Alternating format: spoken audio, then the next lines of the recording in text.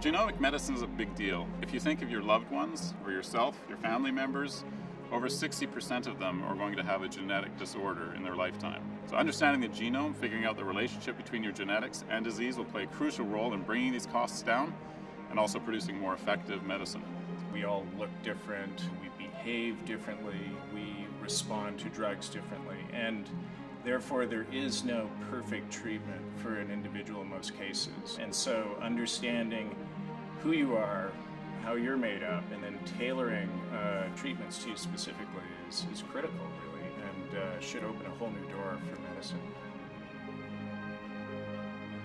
We're at the point now where we actually understand a lot about how things are working, and things are moving exponentially. Cool story that's just come out in the last few months. There's a gene called PCSK9. Okay, so that's alphabet soup. It's this gene that was originally found that there were changes in this gene that made you more susceptible to coronary artery disease. And then they learned that actually there are changes that protect you from coronary artery disease. So that went from a primary fundamental discovery about this gene, and it turns out just in the last few months, Amgen had a clinical trial where they reduced people's LDL, the sort of bad cholesterol, by extraordinary levels, even the people who didn't respond to statins. And so this is about a 14-year story from fundamental discovery that the gene is related to the disease to there's something in the clinic that's reducing mortality from a real and common human condition.